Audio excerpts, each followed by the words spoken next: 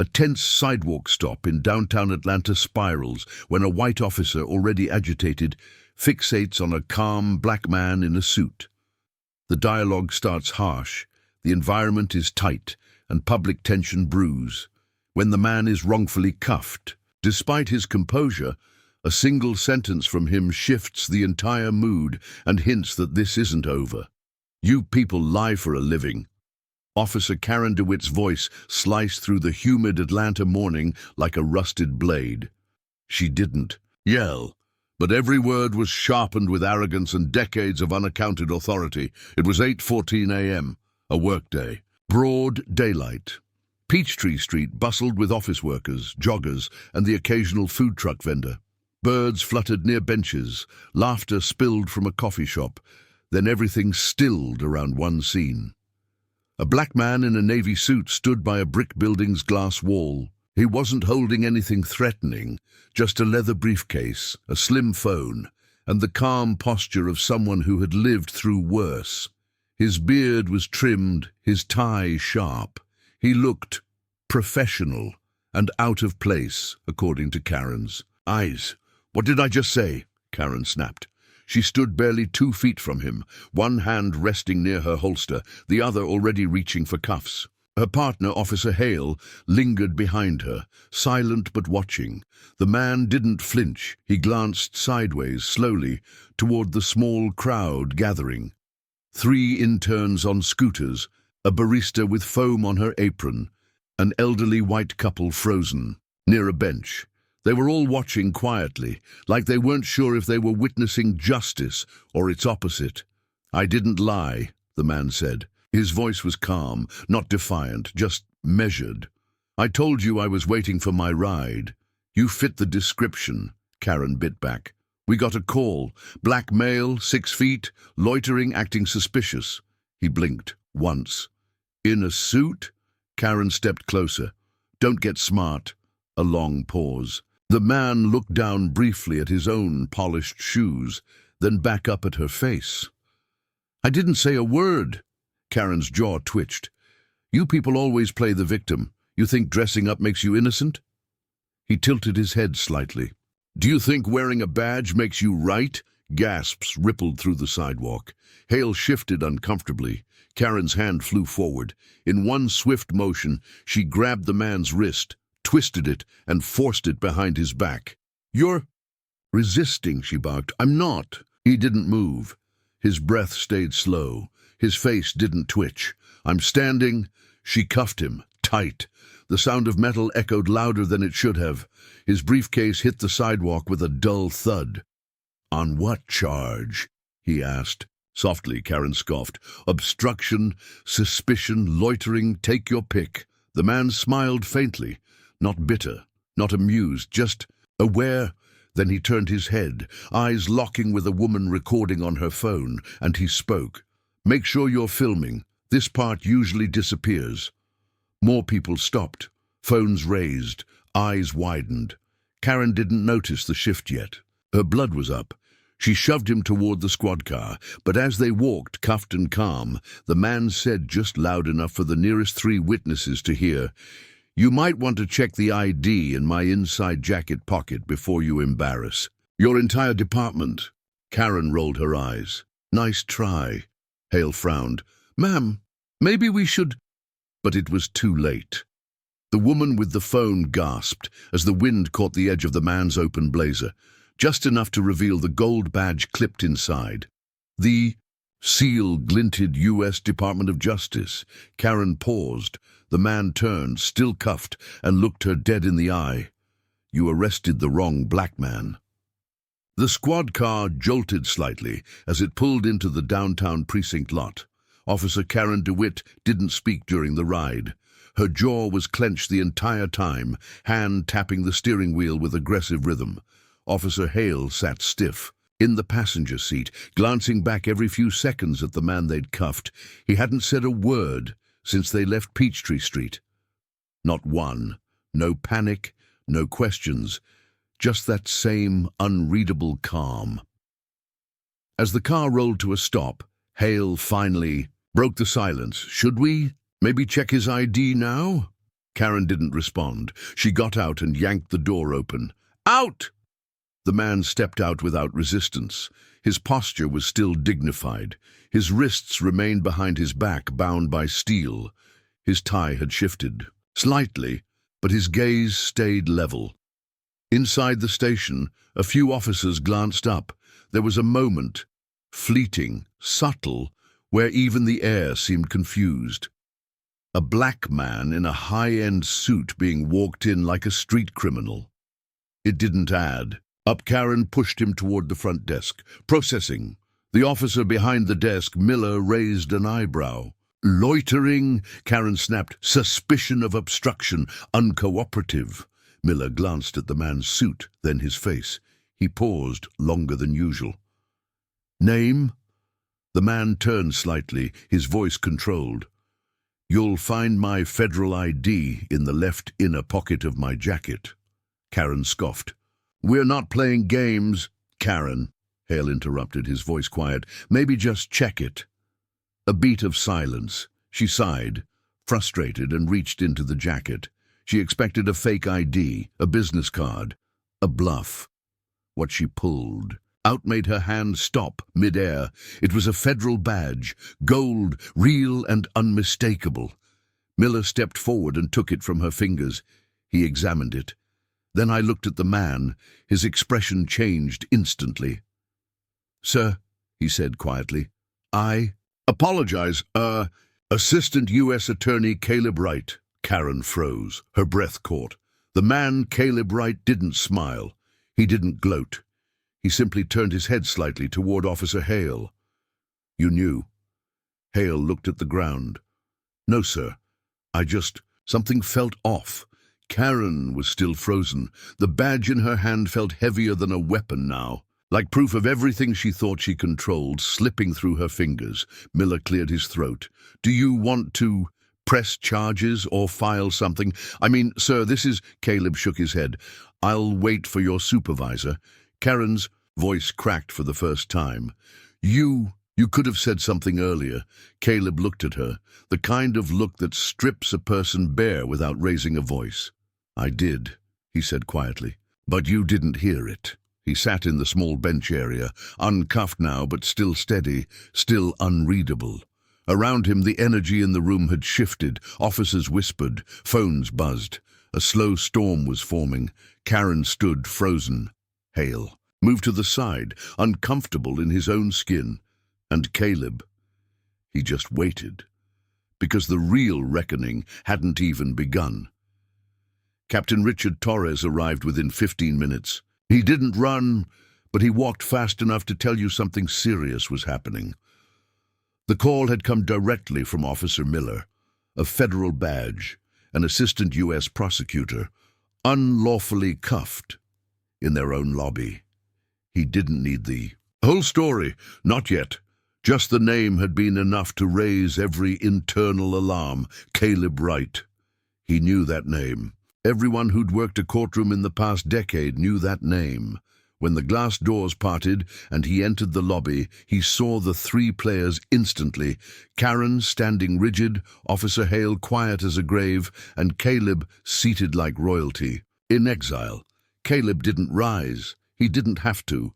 Torres approached him with a respectful nod. "Mr. Wright," he said, "I'd like to personally apologize." "Save it," Caleb interrupted calmly, not rudely, just directly. "Let's skip to the part where you review your officer's body cam." Torres blinked. "Of course." Karen stepped forward. "Sir, with all due respect." He refused to comply. He fit a description. "I followed protocol." "No, you followed your bias," Caleb said, still not looking at her. Karen flushed red. Torres raised a hand. "Officer, we'll handle this professionally." He turned to Miller. "Pull the footage. Everything. From Peachtree Street." Miller nodded and stepped away. The lobby filled with silence again. Caleb crossed one leg over the other and looked up at the ceiling like he was analyzing paint cracks. The kind of look that says, "I've already won. I'm just waiting for you to catch up." Karen began pacing near the corner. Her composure was Cracking now, bit by bit. She kept rubbing the back of her neck. Hale still hadn't spoken. His guilt had taken a seat in his bones. Within 10 minutes, Miller returned with a tablet. He passed it silently to the captain. Torres watched. The screen lit up. Audio played. Karen's voice came out first. "You people lie for a living." The captain didn't move, but his jaw tensed. Then came the rest. The dismissals, the refusal to check the ID, the grabbing of the wrist, the cuffs, the line, "Do you think wearing a badge makes you right?" Torres slowly looked up from the screen. Karen's mouth opened. "That footage is clear," he said sharply. "Crystal clear." Karen stepped forward. "Sir, he was provoking—" "No," Caleb said suddenly. His voice was firmer now. "I wasn't. I stood still. I complied. And I was humiliated. In front of civilians and staff. You didn't arrest a threat. You arrested a story you invented." Torres sighed. "Mr. Wright, please understand." "I do understand," Caleb said. "I've seen this movie too many times, but this time, the credits haven't rolled yet." He stood. Karen stepped back instinctively. "Where's Internal Affairs?" Caleb asked. Torres cleared his throat. "They've been notified. A review will begin immediately." "I'm not just here for a review," Caleb said, buttoning his suit jacket. "I'm here to watch what happens next." He turned toward the exit, then paused. "I won't file a complaint yet. But if you bury this, if you try to protect her, I will do what I do best," Karen dared to ask. "Which is what exactly?" Caleb looked over his shoulder, eyes hard as concrete. "Expose broken systems." He walked out, each step echoing louder than boots in a courtroom, and back inside. The walls were no longer silent. The sun was barely past its peak when the email arrived. It came directly to Captain Torres's inbox. No subject line fluff, no greeting, just the bold header. "Notice of intent, federal oversight, pending inquiry. DOJ Civil Rights Division."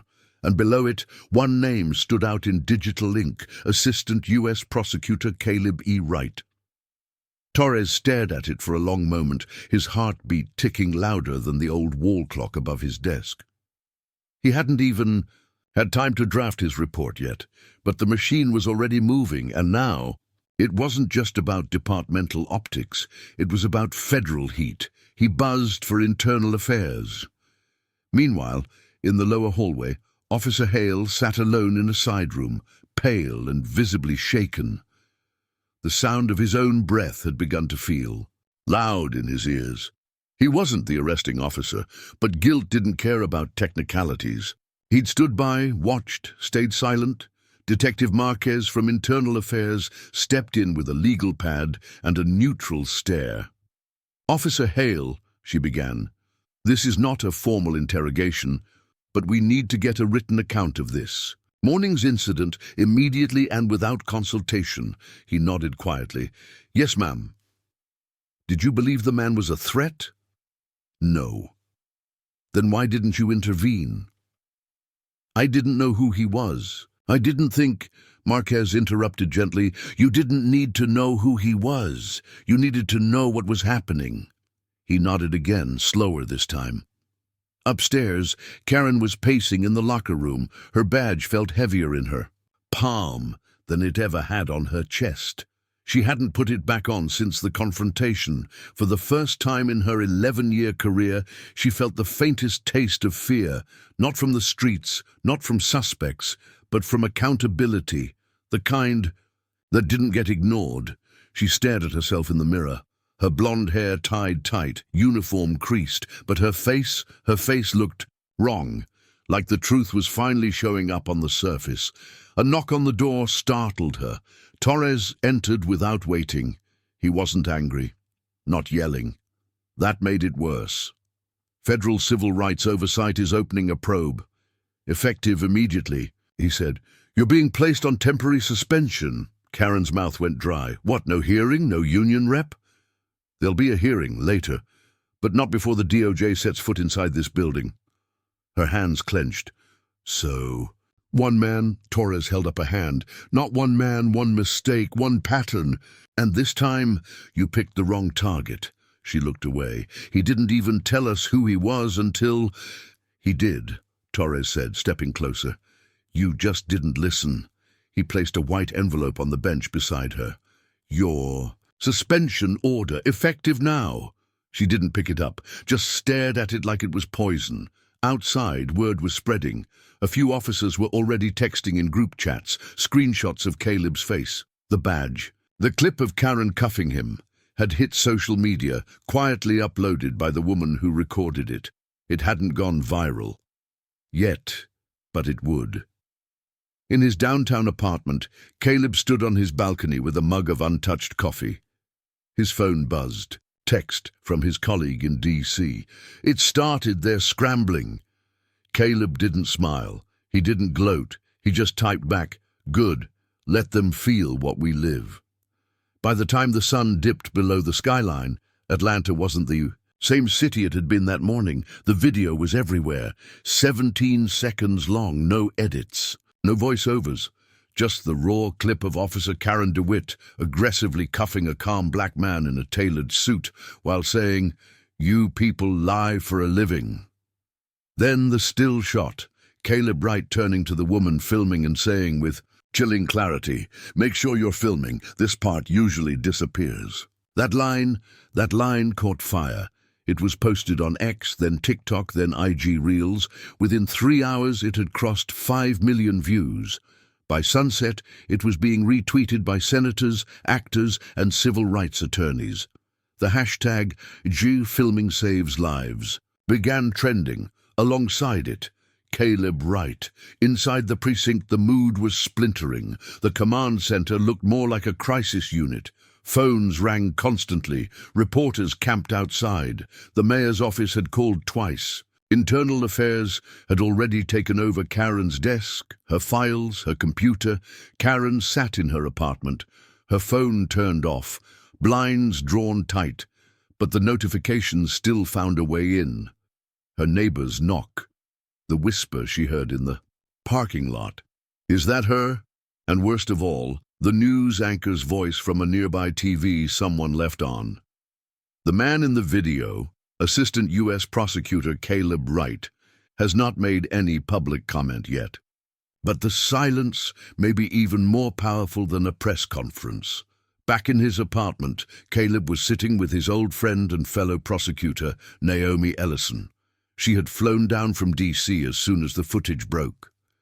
"You said nothing, Caleb," she said, passing him her tablet. And somehow it spoke louder than a courtroom speech. He glanced at the screen. Headlines flooded it. Prosecutor wrongfully arrested by local cop. DOJ already investigating. A badge didn't save him, but a phone did.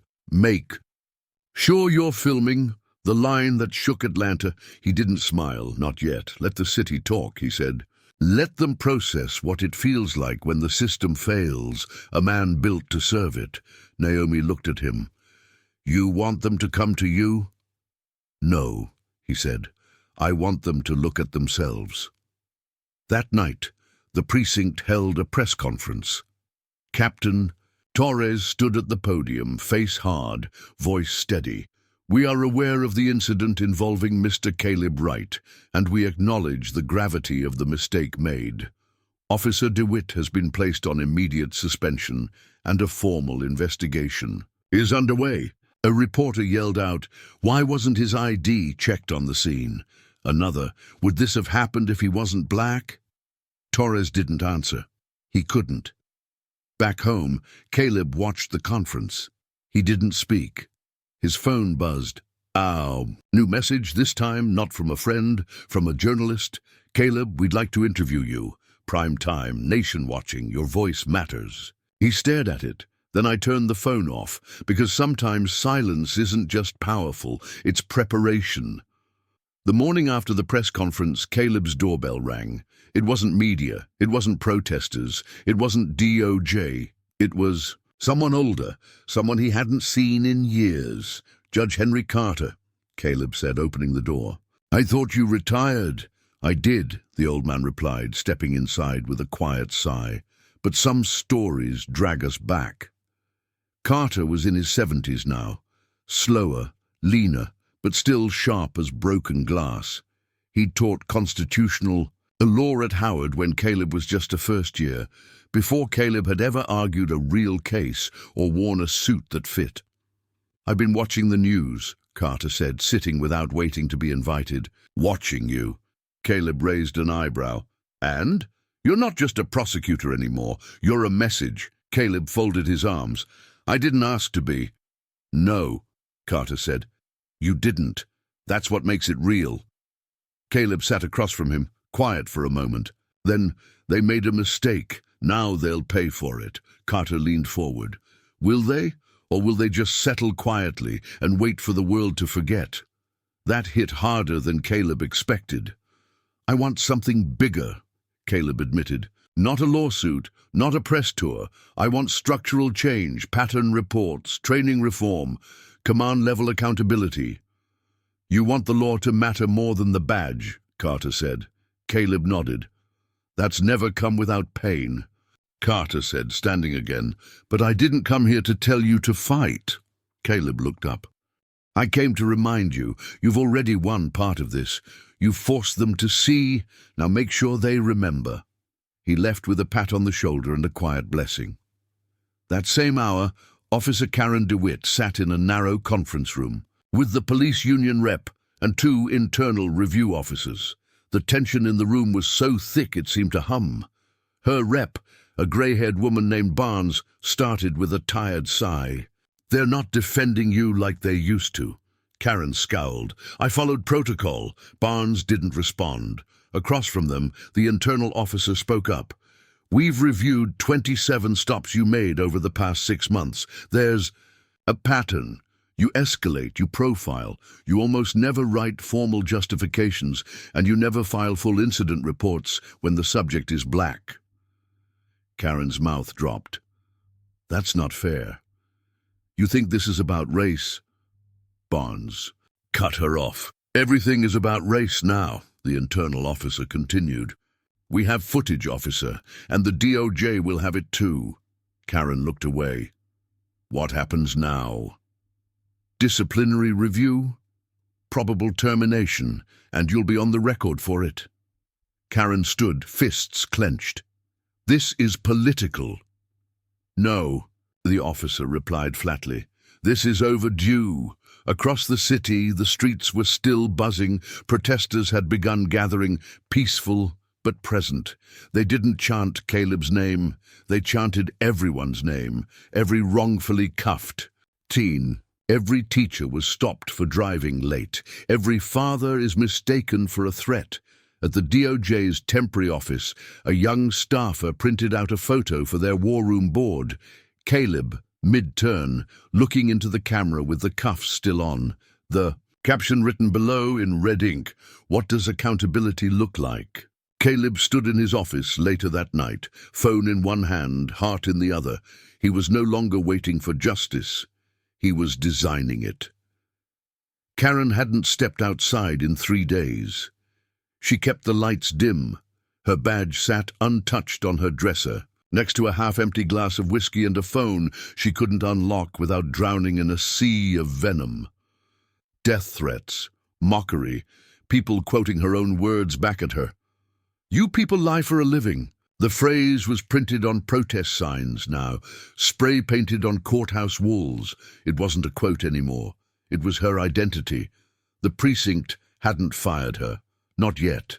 But they weren't protecting her either. And that silence, it was louder than any punishment she'd ever faced. She stared at her reflection again. Her face was puffy, skin pale, eyes red, and underneath it all, one question buzzed louder than the rest. Did I actually do something wrong, or did I just finally get caught? Downtown, the Department of Justice had turned the city's federal annex into a temporary headquarters. Reporters weren't allowed in, but inside those beige-carpeted walls, the conversations were anything but quiet. A small panel was convened that afternoon. Federal attorneys, civil rights officers, and one very specific guest. Caleb Wright entered. The room wearing black, not a morning black, a deliberate black. He didn't bring notes. He didn't shake hands. He sat down quietly and waited. The moderator, a woman from the DOJ's Oversight Committee, cleared her throat. "Mr. Wright, we'd like to offer you an open forum. Say anything, off the record. Your experience, your thoughts, your vision for reform." "I don't have a speech," he said. They all waited. "I just want to ask you one question," Caleb continued. He looked around the room. Everyone leaned in. "How many more videos do you need?" That silenced them. "I've argued civil rights law. I've seen settlements sweep things under the rug. I've watched departments retrain officers who kept getting promoted. I've read bodycam transcripts that made my skin crawl and still got ruled justified." He leaned forward. "I'm not asking for revenge. I'm asking for prevention, not a band-aid, a restructure." One official asked quietly, "What would that even look like?" Caleb looked her dead in the eye. "You already know. You've just been afraid to say it out loud." Later that night, the panel sent a formal memo up the DOJ chain.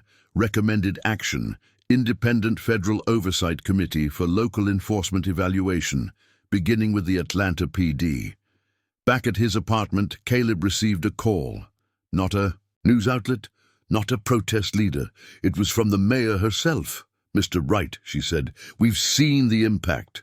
I know you haven't made public statements, but would you consider joining our police reform task force?" Caleb stared out the window for a long time before replying. His voice was low. "Final, no. I'll lead it." And just like that, the system that once humiliated him was now forced to follow him. Karen sat in darkness while the city restructured, and Caleb, he hadn't raised his voice once, but the whole country was listening. The whisper didn't start loud. It began with one anonymous email to a news station, then a second to a conservative podcast, then a third to a local police union newsletter, all hinting the same thing. Check his record. Caleb Wright isn't who you think he is. No name on the messages, just vague accusations, terms like biased, activist, and agenda-driven prosecutor. It was textbook character assassination, except there was no dirt. So they tried to create some. One morning, just after sunrise, Caleb stood by the window of his office overlooking the city. His task force hadn't even launched officially, but already political resistance was mounting. Anonymous op-eds online. Trolls. Quiet withdrawal of support from previously cooperative officials. He didn't flinch. Instead, he leaned in. Across town, local anchor Mia Reyes received a package. No return address. Inside, a flash drive labeled simply, "Write the truth." Her producer raised an eyebrow. "You gonna run it?" "We're gonna verify it," she said. It took her less than 4 hours to do so.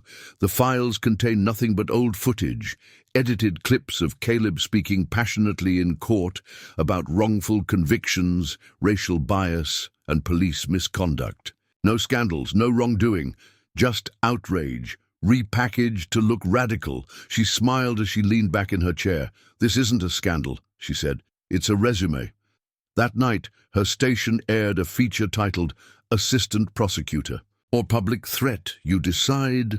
But the tone wasn't accusatory. It was reverent clips of Caleb defending innocent clients, fighting for evidence transparency, confronting officers on the stand, always with facts, not fury.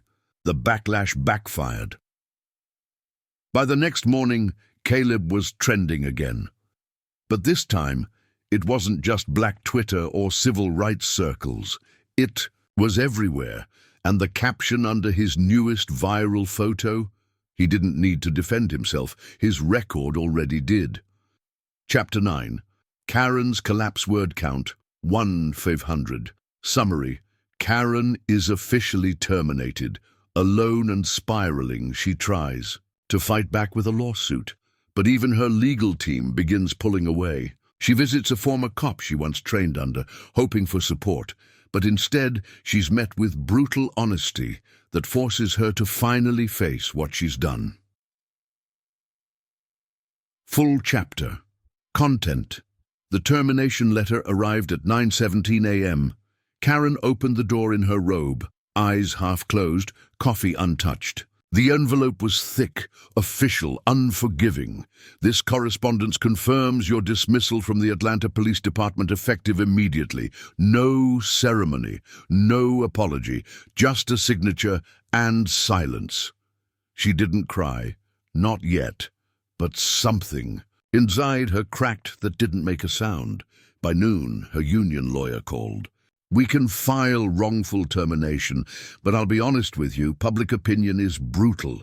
No firm wants your name on their roster right now. Karen snapped. So I just disappear. The line was quiet for a moment. Then, you already have. Out of desperation, she drove 40 minutes out of the city to see the one man she thought might understand. Retired Lieutenant Sam Riggins, her mentor, her first field training officer. She found him at his cabin, working on a rusted-out truck. His beard was longer now, his back a little bent, but he still had the same sharp eyes that had once taught her how to command a room with a stare. He offered her no smile when she arrived, just a nod. They sat on the porch, beer in hand, breeze. Rolling in from the trees, I messed up, she finally admitted. No, Riggins said. You showed what you were always taught. She looked at him, startled. What? You think you invented profiling, he said, eyes still on the horizon. We taught you that. Hell, I taught you that. How to search first, justify later. How to treat fear like evidence. We built this beast. You just got caught feeding it. Karen stared at the wood grain in silence. Riggins took a long sip. But the game's changing, he said. And people like Caleb Wright, they ain't just fighting back, they're rewriting the rules. Karen stood up slowly, heart heavier than before. Then what do I do now? She asked. Riggins didn't answer right away. Finally he said, You, listen. For the first time in your life, you shut up and you listen. And for once, she did. The auditorium lights dimmed as Caleb Wright stepped onto the makeshift stage set up inside the Atlanta Civic Center. It wasn't flashy, no banners, no polished campaign energy. Just him, a microphone and a white screen behind him reading, The Justice Blueprint, From Fear to Fairness. The room was packed. Local officials in stiff blazers, civil rights leaders in colorful scarves, teachers, small business owners, students in hoodies, even off-duty officers, some skeptical, some curious. Caleb adjusted the mic. No fanfare, just clarity. This isn't about one arrest, he began. It's about the system that allowed it. The crowd went silent. I'm not here for revenge. I'm here for repair. Because what happened to me is part of a pattern, one you've seen, maybe lived through, and definitely paid for. He clicked the remote in his hand, and the first slide appeared. Section 1. Oversight and accountability body cam footage to be reviewed weekly by independent auditors, not internal affairs. Civilian-led review boards in every district with full subpoena power. Real-time data dashboards accessible to the public, tracking every stop, every search, and every complaint. He didn't blink as gasps and murmurs echoed. Sunlight is the best disinfectant, he said. So let's stop policing in the dark. Section 2. Training and screening, annual recertification of all officers. Mandatory mental health evaluations. De-escalation training led by trauma-informed professionals, not retired military. No more sending soldiers into neighborhoods that need social workers. Section 3, legal structure, reform, a 50% reduction in use of qualified immunity, a permanent DOJ unit stationed in Georgia to oversee law enforcement, whistleblower protection for officers who report misconduct. And to those who say this will make policing harder, good. That's how you know it's working. When the presentation ended, the applause wasn't loud, it was slow, but it grew. Not the applause of people hyped for a show, but of those who knew they were witnessing a shift. Councilwoman Denise Caldwell stepped up after Caleb finished, whispering to him at the edge of the stage, "You just put half the city council out of excuses." He smiled faintly. That was the point. Later that afternoon, Caleb slipped away from the cameras and crowds. No staff, no press, just him and the quiet concrete of the Southridge Juvenile Detention Center. He'd called ahead to request a visit, not as a prosecutor, not even as a public figure, as a man who needed reminding. The inside of the center smelled of bleach and cafeteria food. The guards nodded respectfully, unsure if they were escorting a politician or a prophet. In a small room with barred windows, about 20 boys in orange jumpsuits waited on plastic chairs. Their ages ranged from 12 to 17. Some sat with slouched boredom. Others eyed Caleb with hard stares. One's earned too young. He took no podium, just pulled up a chair. "I know what it looks like when people decide who you are before you open your mouth," he said. "Some of you were arrested just for walking, talking back, having the wrong hoodie in the wrong place." One boy raised his hand, skinny, no older than 13. "Sir, if you walked past me last week, would you have crossed the street?" The question hit like a bullet of truth. Caleb locked eyes with the boy. "No," he said softly, "I would have crossed the street to walk with you." The boy's expression didn't change, but his shoulders relaxed, just slightly. Another boy asked, "They're gonna listen to you?" Caleb paused. "I'm not asking them to," he said. "I'm forcing them to." A few smiles broke the tension. By the time he left, one of the guards handed him a folded note scrawled in messy handwriting from one of the boys. "Make sure you don't stop. We need you." Back in his car, Caleb sat with the note in his lap, staring at the dashboard. The weight of what he was carrying didn't scare him. It centered him, because now it wasn't just about the day they cuffed him. It was about every kid behind that wall, every mother who cried in silence, every man who never got a camera to record what happened to him. And this blueprint, this was their voice. The sky over downtown Atlanta was blue and clean, no haze, no storm. It looked like something had cleared, not just the air, but the weight pressing on a city too used to holding its breath. It had been 3 months since that video, since the cuffs, since Caleb stood on Peachtree Street and looked directly into a stranger's phone and said, "Make sure you're filming." Now the entire world was watching. The steps of Atlanta City Hall had never seen a crowd like this.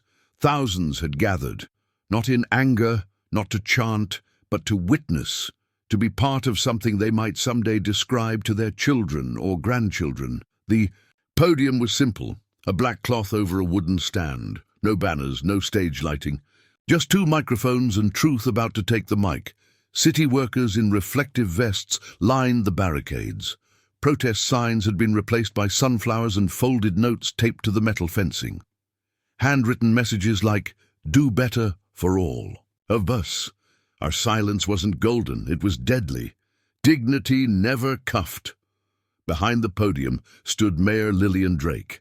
She wore a deep navy pantsuit and no jewelry except a silver lapel pin in the shape of Georgia. Her tone wasn't rehearsed. It didn't need to be. "Thank you for coming," she began, pausing to let the cameras settle. "This city has known its share of pain. We've seen nights lit by fire, days darkened by silence. But today, we try something else. We try honesty." The crowd shifted forward, quiet but electric. 3 months ago, a man named Caleb Wright was handcuffed on a public street for existing while black. And instead of yelling, instead of burning, he waited. He let the system humiliate him, and then held a mirror up to it. She turned slightly, gesturing to the man standing beside her. He didn't fight with fists. He fought with facts. And then he gave us a blueprint, not for revenge, but for rebuilding. Applause, not explosive, but rising, like something finally waking up. Then came Chief Vincent Monroe. His steps to the podium were heavy. He didn't wear sunglasses, no protective vest, no ceremony, just his uniform and a folded paper in his left hand. "I've been with the Atlanta Police Department for 32 years, he said, voice steady. "I've seen this city bleed. I've seen officers risk everything. I've also seen what happens when we protect the wrong ones." He looked down for a long beat, then at Caleb. "And so today, on behalf of this department, on behalf of the shield that I've worn with pride and with shame, I apologize." The crowd fell into stunned silence. "To Mr. Caleb Wright, and to every black man, woman, and child we have ever mishandled, overlooked, arrested, ignored, profiled, or buried in paperwork, we failed you." His voice cracked now. He didn't hide it. "We failed not because we didn't know better, but because we thought we'd always get away with it. And for far too long, we did." A woman in the crowd wept openly. A man near her dropped his head and held his son. Tighter.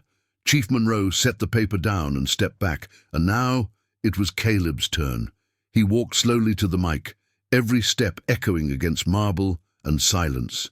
He wore all black, black shirt, black blazer, no tie. He wasn't dressed to impress. He was dressed to stand out in a system that once tried to disappear him. He looked out over the crowd, then toward the rows of officers lining the rear. "I didn't want this role," he said softly. "I didn't want to be a headline. I didn't want to trend. I didn't want to become a symbol every time someone gets stopped, harassed, or cuffed for nothing." He paused. "I just wanted to go to work that day. I just wanted to wait for my ride." Nods, murmurs, the sound of reality sinking into people's skin. But when the system decided I was a threat instead of a man, I stayed still. Not because I was brave, but because I was tired. Caleb turned slightly, addressing the mayor, the chief, the cameras. "I am tired of explaining my existence, of being safe enough to survive, of reminding people that my silence isn't consent, and my rage isn't danger." He looked to the front row, where a group of high school students from Booker T. Washington sat holding hand-drawn posters. "To those students," he said, "I want to tell you something simple. You don't have to be perfect to deserve peace." They cried, and then, in the moment that would go down in the city's archives, he raised the volume in his voice just enough. "This blueprint we passed, it's not for me. I've made it. I have the degrees, the office, the badge of my own. This blueprint is for the people who don't get cameras, who don't get lawyers, who don't get to speak in full sentences before they're judged." Applause now. A wave. "I don't want applause," he said. "I want patterns to change. I want the next officer who sees a black man waiting on a sidewalk to think twice before drawing assumptions, because that hesitation, that second thought, it could save someone's life." He paused, took one breath. "I am not your threat. I am your mirror." And with that, he stepped back. No fist in the air, no salute, just silence that thundered louder than any speech. Across the street, in a silver sedan parked beneath a tree, Karen DeWitt sat alone. She hadn't told anyone she was coming. She'd just shown up, drawn to the gravity of what she helped ignite, even if it burned her. The same badge she once wore proudly now lay in the passenger seat beside her. She couldn't look at it directly, couldn't touch it, but she could feel its weight pressing into the leather. Her eyes stayed locked on Caleb.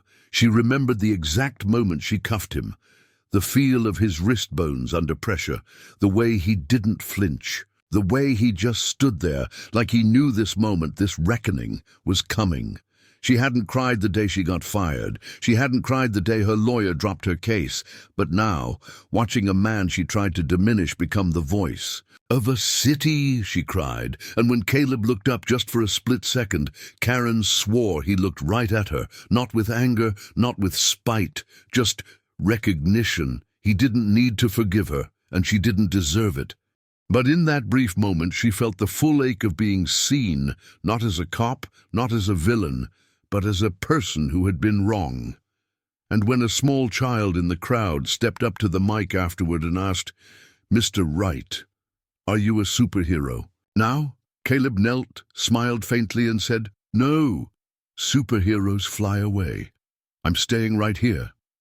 The Capitol building gleamed under the spring sun, its marble pillars catching the light like old monuments daring someone to challenge their history. On the eastern steps, journalists clustered around metal barricades, the hum of their chatter broken only by the occasional snap of a camera lens.